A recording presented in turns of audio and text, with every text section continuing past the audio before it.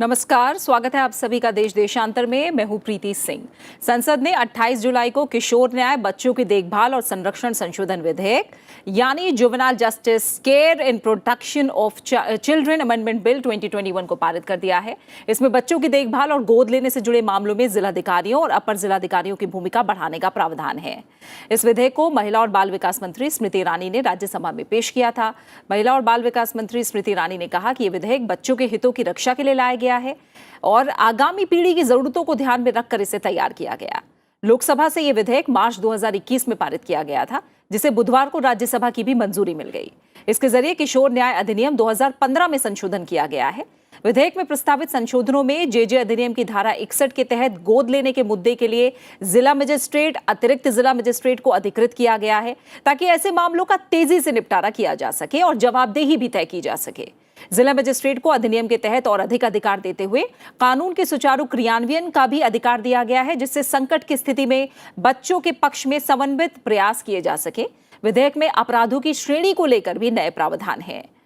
केंद्रीय मंत्री स्मृति ईरानी ने कहा है कि संशोधन विधेयक में बच्चों से जुड़े मामलों का तेजी से निस्तारण सुनिश्चित हो, जवाबदेही बढ़े। जिला मजिस्ट्रेट और अतिरिक्त जिला मजिस्ट्रेट को ज्यादा शक्तियां देकर इसलिए सशक्त बनाया गया है।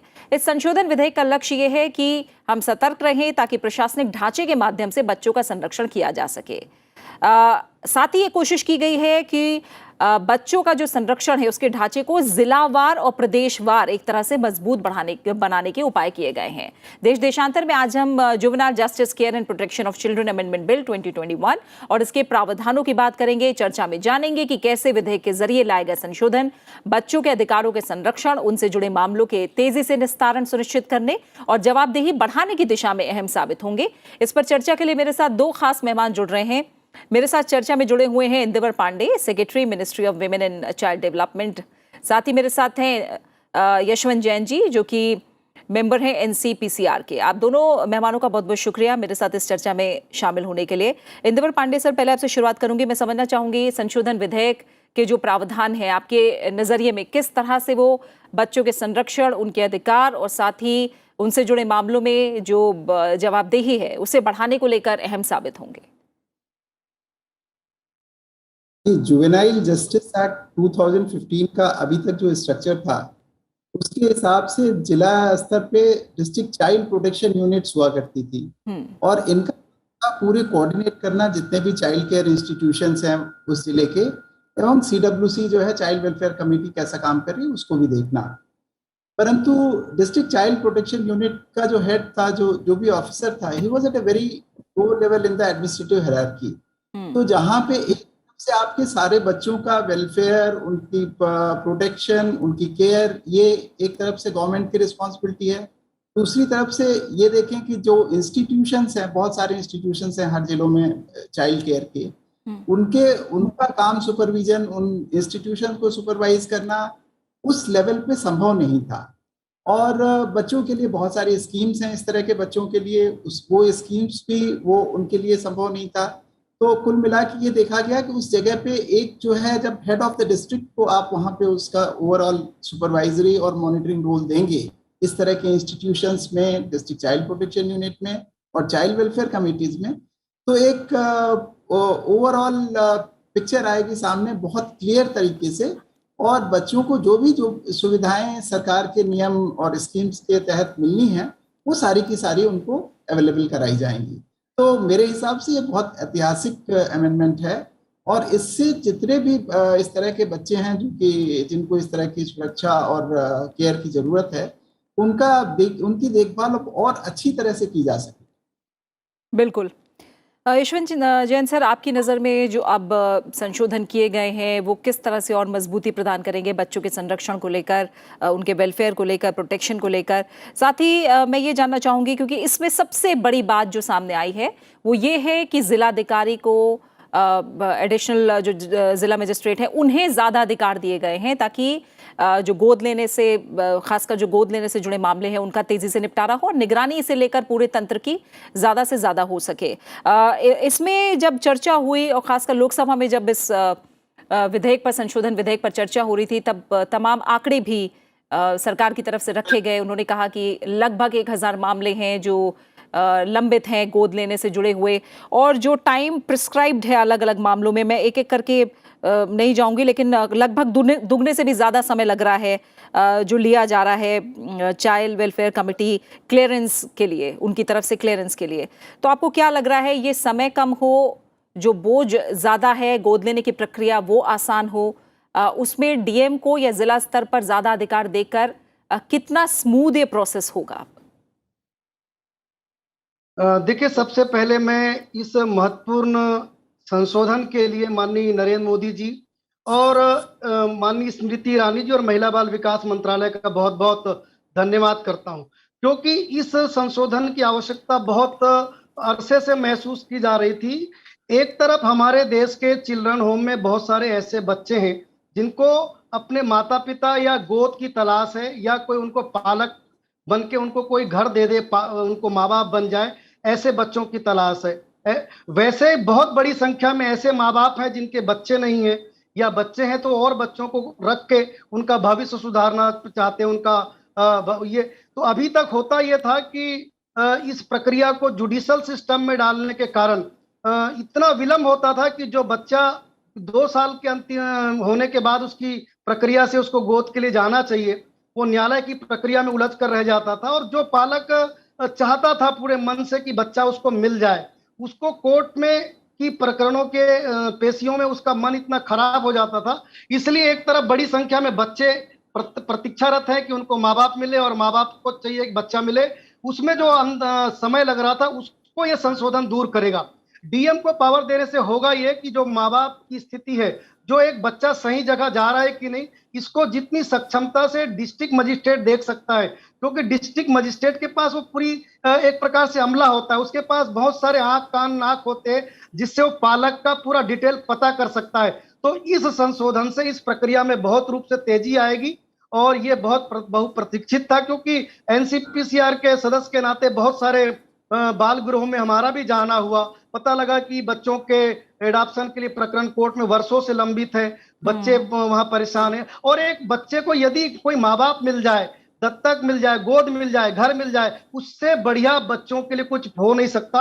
होम उनकी एक बाल गृह का अस्थायी व्यवस्था है, और इसमें तेजी आएगी। और पूरे सिस्टम में जो जिलाधीश की या डीएम की या अतिरिक्त जिला कलेक्टर की जो निगरानी होगी, इसके पहले ये होता था कि कोई भी कहीं भी चिल्ड्रन होम खोल लेता था। मैं इस सरकार के इस विषय को भी आप सबके ध्यान में लाना चाहता हूं कि 2000 एक्ट के बाद जो 2015 में महिला बाल विकास ने जो एक्ट लाया है, जिसमें प्रावधान है कि कोई भी अब बगैर पंजीयन के बाल गृह नहीं चला सकता। लेकिन जब ये एक्ट आया, उसके समय हजारों की संख्या में बाल गृह बगैर पंजीयन के चल रहे थे।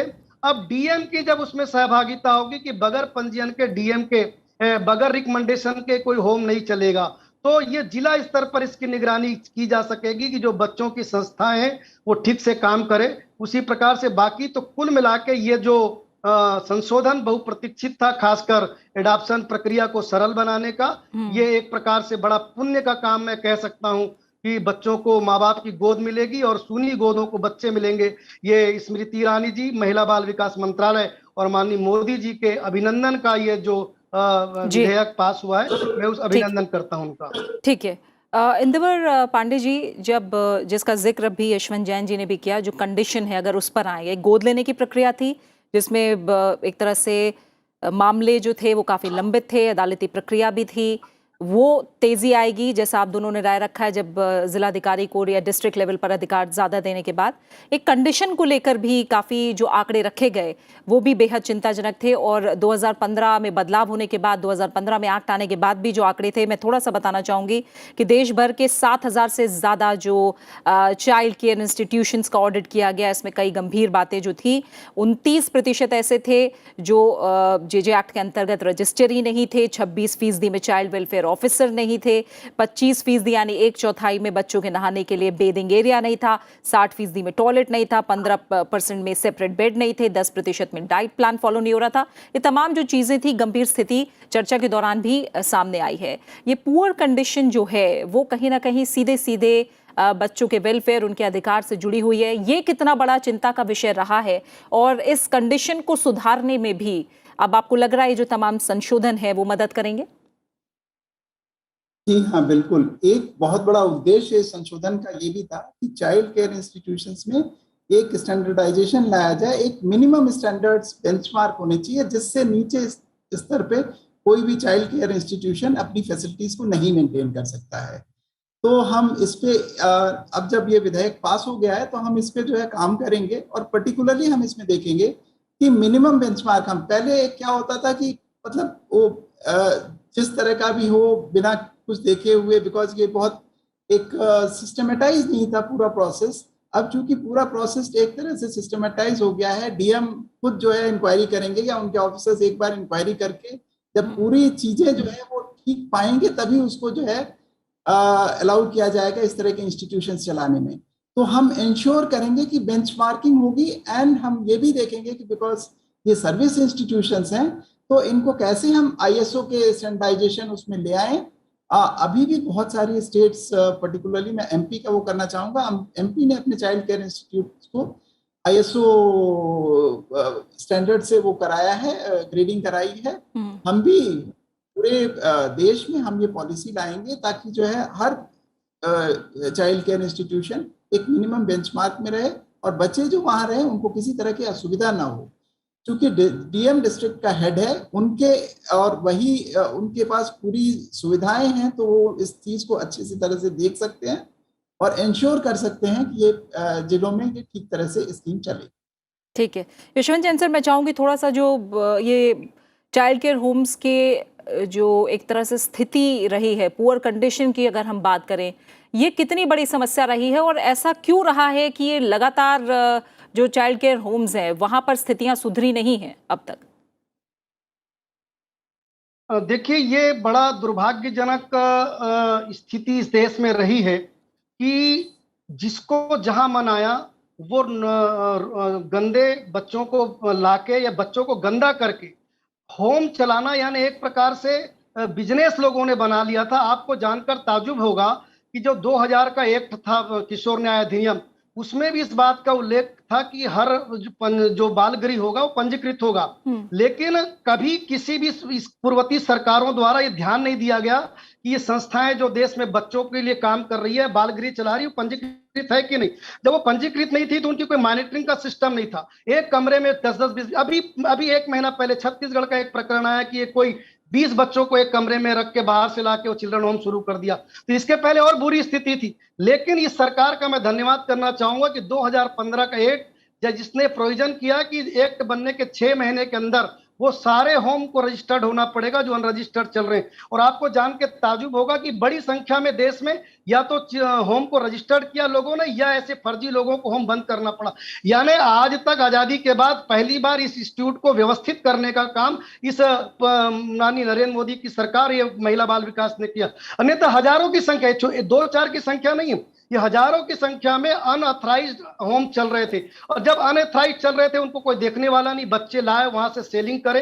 अभी झारखंड में कई होम की समस्या है कि वो बच्चे सेलिंग करते हैं। ये प्रतिष्ठित थी, ये ना बच्चों के नाम से एक प्रकार से अपनी छवि बनाने वाली संस्थाओं की पोल हम लोगों ने एनसीपीसीआर के जांच के माध्यम से खोली है। ये एक्ट के माध्यम से, चूंकि एक्ट 2015 में आया न, जो बड़ा एक्ट आया जिसमें पंजीयन का प्रावधान है और पंजीयन नहीं कराने पे सजा का प्रावधान है, 1 लाख रुपए पर महीने जुर्माने का प्रावधान है। इसके बाद स्थितियां ठीक होगी और अब ये डीएम को देने के बाद और भी चीजें ठीक होगी कि डीएम को 3-3 महीने में अपने जिले के चाइल्ड यूनिट, आपको जानकर आश्चर्य होगा कि पहले भी जो डिस्ट्रिक्ट चाइल्ड यूनिट है उसका चेयरपर्सन कलेक्टर ही होता था, लेकिन देश भर में किसी कलेक्टर को पता नहीं था कि वो डिस्ट्रिक्ट चाइल्ड यूनिट का जो है वो चेयरपर्सन होता है। लेकिन इस संशोधन के बाद ये अब उसकी जिम्मेदारी होगी, क्योंकि हर कलेक्टर 3-3 हर महीने मीटिंग करता है, तो सीडब्ल्यूसी मजबूत होगी, उसमें योग्य लोग आएंगे, उसमें किशोर न्याय बोर्ड में योग्य लोग आएंगे। और जो फर्जी संस्थाएं चल रही है, अगर आज कहीं इक्का दुक्का, एनसीपीसीआर ने महिला बाल विकास मंत्रालय के साथ मिलकर बड़ी संख्या में अभियान चलाया था और हमने हजारों की संख्या में होम को रजिस्टर्ड करवाया और अनधिकृत होम को बंद करवाया। तो अब धीरे धीरे, चूंकि वो अभ्यस्त हो चुके हैं, आदतन लोग हैं, एक राज्य का मैं नाम नहीं लेना चाहता, वहां आज भी अनधिकृत रूप से बगैर रजिस्ट्रेशन के हजारों संख्या में होम चल रहा है। और जब हमने यहां से उनको प्रेशराइज किया कि आप कानून का पालन करो, तो वो सुप्रीम कोर्ट चले गए कि साहब हम सरकार से सुविधा नहीं लेते, इसलिए हम होम का रजिस्ट्रेशन नहीं कराएंगे। जो रजिस्ट्रेशन से बच रहा है, यानी बच्चों को वो कहीं ना कहीं कुछ ऐसा कर रहा है जो छुपाना चाहता है। इस स्थितियों को बदलने में ये कानून 2015 का और ये अमेंडमेंट एक महत्वपूर्ण माइलस्टोन साबित होगा, क्योंकि व्यवस्था देश में अनाथालय पहले आपको ध्यान में होगा कि बच्चों को लेके ड्रम बजाते हुए चंदा मांगने निकलते थे। ये सिस्टम वर्षों से रहा है कि बच्चों को लाके उनके चंदा अपना जीवन उपार्जन करने का लोग माध्यम समझते थे। उस पर रोक लगाने का काम इस दोनों एक्ट 2015 और दो अभी के संशोधन ने किया है।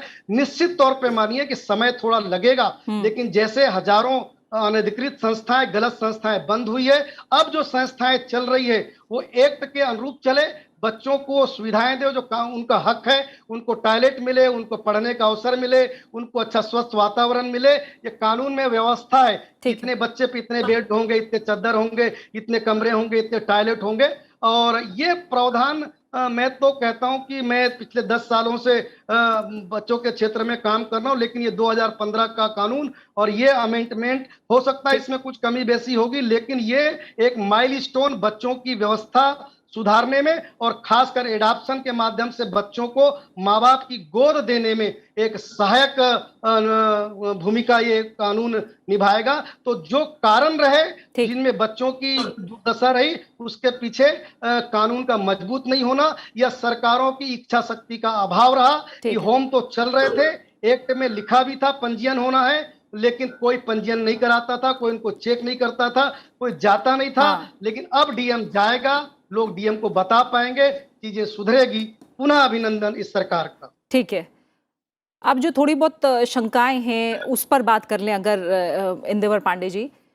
तो अगर देखें तो वर्तमान में भी, यानी ये जो संशोधन लाया गया उससे पहले अभी तक भी डीएम के पास ये जिम्मेदारी है कि वो सीडब्ल्यूसी यानी चाइल्ड वेलफेयर कमेटी और जेजेबी यानी जुवेनाइल जस्टिस बोर्ड, इनके कामों को रिव्यू कर सकता है। ये उनकी जिम्मेदारी या फिर एक तरह से कहें कि उनका अधिकार रहा है।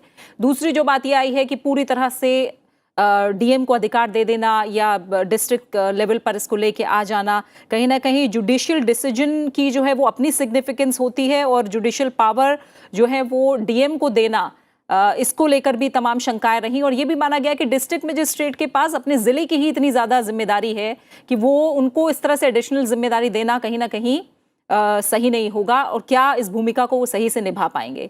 तो आपको लग रहा है ये जो तमाम शंकाएं आती रही हैं इन संशोधन को लेकर, ये कितनी वाजिब हैं और कैसे हम माने कि आगे जो ये प्रोसेस रहेगा वो स्मूथ ही रहेगा?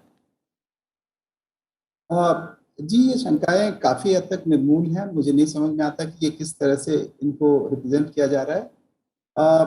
अभी तक कहीं भी आप देखें तो उसमें जिला अधिकारी का बहुत क्लियर नहीं था। अगर आप सेक्शन में देखें तो उसमें एडमिनिस्ट्रेटर बोल के डिफाइन था, डिस्ट्रिक्ट मजिस्ट्रेट को कहीं डिफाइन नहीं किया गया था जेजे एक्ट में। अब इसमें अगर 4 में बहुत clearly district magistrate including additional district magistrate has been defined and his role has been clearly laid out basically in supervising and coordinating the welfare of children who are in such homes. तो ये जब आप clearly define कर देते हैं किसी की authority and responsibility, तो पूरा उसका change हो जाता है। कमेटी का हेड होना एक डिफरेंट चीज है, और जब आपकी वो पर्टिकुलर रिस्पॉन्सिबिलिटी है तब वो एक डिफरेंट लेवल पे पहुंच जाती है। डीएम के पास वैसे देखा जाए तो बहुत कमेटीज हैं, पर इसमें चूंकि एक्ट के तहत उनको वो दी गई है पावर्स, स्टैट्यूटरी डायरेक्शंस हैं, तो he has to make sure कि he strictly abides by this. एक और चीज कहना चाहूंगा पर्टिकुलरली, जैसे अडॉप्शन के बारे में, अडॉप्शन का जो वो होता है प्रोसेस होता है, इट इज नॉन एडवर्सरियल। मतलब दोनों तरफ से जो बच्चे को गोद ले रहे हैं और जो गोद दे रहे हैं, दोनों पार्टी जो है उसमें सहमत है, तो उसके बाद उसमें लंबा प्रोसेस होना नहीं चाहिए। परंतु कोर्ट्स का जो सिस्टम है वो इतना लंबा है कि देखिए आप करीब 1000 के करीब बच्चे जो है 1 साल से जो है बिना एडॉप्शन के इस तरह से होम्स में पड़े हुए थे। बहुत क्लियर इसमें जो है आज तक की जो स्टडीज हैं उसके हिसाब से बच्चों को जब तक एक घर के एम्बियंस में आप रखेंगे तो वो बहुत अच्छा डेवलप करते हैं कंपेयर टू जब आप किसी इस तरह के केयर होम में रखते हैं। तो जितनी जल्दी बच्चों का एडॉप्शन हो जाए उतना अच्छा है। क्योंकि नॉन एडवर्सेरियल नेचर है इसका एडॉप्शन प्रोसेस का, तो ये बहुत शीघ्र ही इसको किया जा सकता है। इसमें मुझे नहीं लगता कि 2-3 हफ्ते से ज्यादा डिले होना चाहिए। और एक बार जब चाइल्ड वेलफेयर कमेटी ने रिकमेंड कर दिया, तो बिल्कुल ही डिले नहीं होना चाहिए कि चाइल्ड इज फ्री फ्रॉम। तो मेरे हिसाब से तो ये बहुत अच्छा है, और चूंकि डीएम का स्टैट्यूटरी रूल आ गया है, तो आप देखेंगे परिवर्तन अवश्य होगा, और परिवर्तन अच्छे के लिए।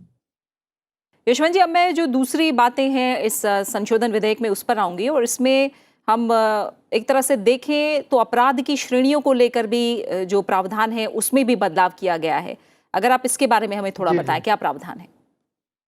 देखिए, इस संशोधन में जो बच्चों के द्वारा जो अपराध होते हैं, जो इंडियन पेनल कोड में भी परिभाषित हैं, ऐसे उसमें गंभीर अपराध की परिभाषा में जो ऐसे अपराध जिनकी सजा अधिकतम 7 साल है और न्यूनतम जिसकी सजा डिसाइड नहीं है, या फिर 7 साल से कम की सजा, इसको गंभीर माना है। यानी अधिकतम 7 साल से अधिक है और न्यूनतम डिसाइड नहीं है या 7 साल है, ऐसे सभी प्रकार के अपराध जो है वो इस किशोर न्याय अधिनियम की दृष्टि से गंभीर अपराध माने जाएंगे। तो वैसी जो 3 से 7 साल की जो अपराध वाले सजा हैं, ऐसे अपराध जिसमें 3 से 7 साल तक की सजा होती थी, जो पहले गैर जमानती थी और नॉन कॉग्निजेबल थी, अब जो है वो इसमें इसको थोड़ा सा संशोधन किया है कि जो 3 साल से कम जिस ऐसे वाले अपराध हैं जिसमें सजा 3 साल से कम है, उसको नॉन कॉग्निजेबल यानी असंज्ञेय बनाया है और बेलेबल बनाया है।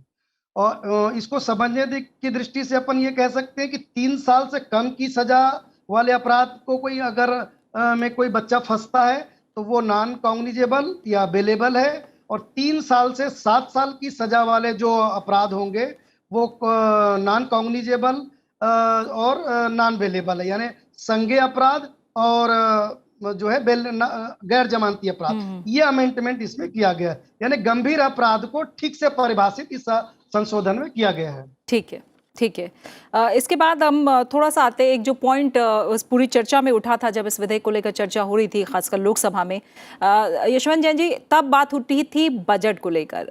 ये कहा गया कि बजट अभी भी कम है। हालांकि जो आंकड़े दिए गए सरकार की तरफ से, कहा गया कि 2009-10 में 60 करोड़ का बजट एलोकेशन था चाइल्ड प्रोटेक्शन स्कीम की दृष्टि से अगर देखें तो, 2011-12 में 270 करोड़, 2013-14 में 300, और अब 2020-21 में 1500 करोड़ रुपए का प्रावधान किया गया है। क्या आप मानते हैं कि वित्तीय पहलू को अगर हम समझें तो वो अपने आप में काफी है? इसकी दिशा क्या दिख रही है?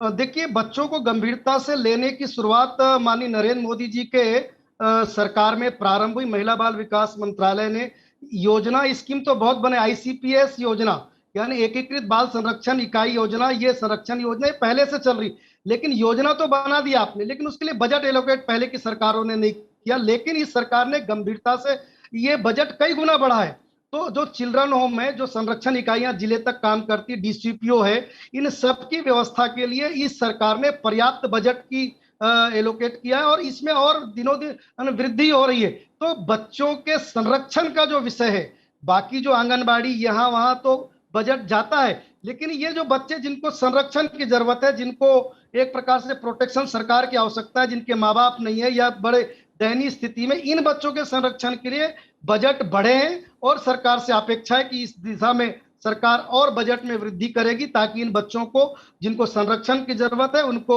सही रूप से संरक्षित करके देश के अच्छे नागरिक के रूप में उनका विकास किया जाए, उनको जीने के, उनको बढ़ने के, उनकी सहभागिता के, उनके डेवलपमेंट के सारे अधिकार जो भारत का संविधान देता है वो उनको मिले। तो सरकार इस दिशा में मुझको लगता है कि बहुत गंभीर है। पिछले बजट की तुलना, पिछले सरकारों की तुलना में आप करेंगे तो इस सरकार ने बहुत प्रावधान किया है। फिर भी मैं आग्रह करता हूं कि इस दिशा में सरकार बहुत गंभीरता से और जितना बजट है उपलब्ध कराएगी तो बच्चों की स्थिति में और बेहतरी होगी।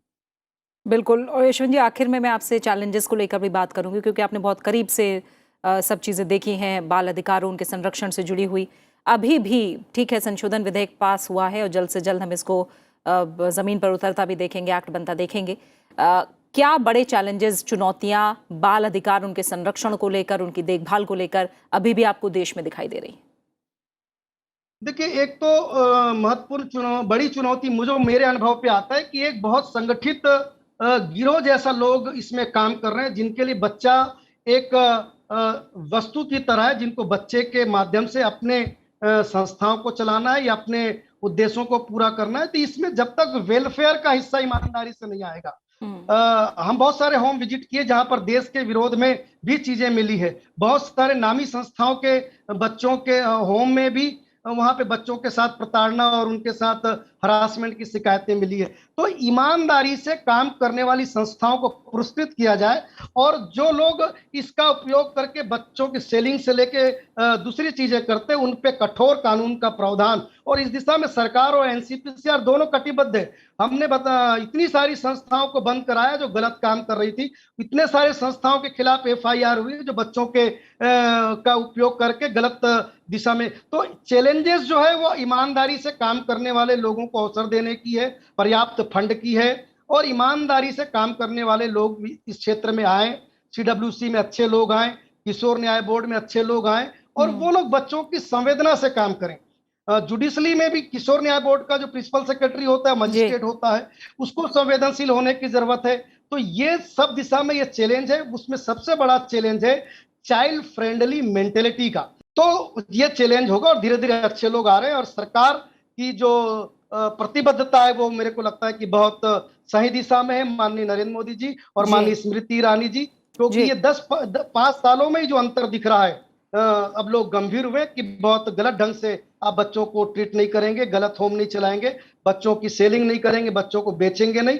तो इस दिशा में और सबको संवेदनशील होकर काम करने की जरूरत है। नीचे जो लोग काम कर रहे हैं उनको पर्याप्त सुरक्षा मिले। जो लोग डीसीपीओ के रूप में या जिला बाल संरक्षण इकाई के रूप में जो कर्मचारी काम कर रहे हैं उनको संवेदना मिले, संवेदना से काम करें, उनको प्रोटेक्शन मिले। मुझको लगता है कि काफी ये एक संशोधन और एक्ट दोनों एक कारगर दिशा में उपयोगी होगा। बिल्कुल, बहुत बहुत शुक्रिया यशवंत जैन जी आपका, इंदेवर पांडे जी आपका, मेरे साथ इस चर्चा में देश देशांतर में जुड़ने के लिए। तो राष्ट्रीय बाल अधिकार संरक्षण आयोग ने जो ऑडिट कराया उसमें एक भी बाल कल्याण संस्था ऐसी नहीं मिली जो पूरी तरह से जुवेनाइल जस्टिस एक्ट के प्रावधानों के अनुरूप हो। कई संस्थाएं ज्यादा फंड भी हासिल कर रही थी जिसमें फॉरेन फंडिंग भी शामिल है, जबकि इनमें बच्चों की जो हालत देखी गई वो बेहद खराब हाल में रह रहे थे। गोद लेने के लिए मामले लंबे समय तक अटके रहते रहे हैं। ऐसा लगा जैसे चाइल्ड केयर इंस्टीट्यूशंस के लिए बच्चों का पुनर्वास प्राथमिकता नहीं बल्कि बच्चों को कथित तौर पर फंड प्राप्त करने के लिए ऐसे संस्थानों में रखा जाता है। ऐसे में अब जेजे एक्ट में संशोधन को संसद की मंजूरी मिलना एक सराहनीय कदम माना जा रहा है, लेकिन बाल संरक्षण के लिए मौजूदा कानूनों का कड़ाई से अनुपालन, ऑडिटिंग और कड़ी निगरानी की जरूरत है, क्योंकि कोई भी कानून बिना सही जमीनी कार्यान्वयन के यानी इंप्लीमेंटेशन के अपनी सार्थकता खो देता है। इसी के साथ देश देशांतर में फिलहाल इतना ही। अपना अच्छे से ख्याल रखिए और मुझे दीजिए इजाजत। नमस्कार।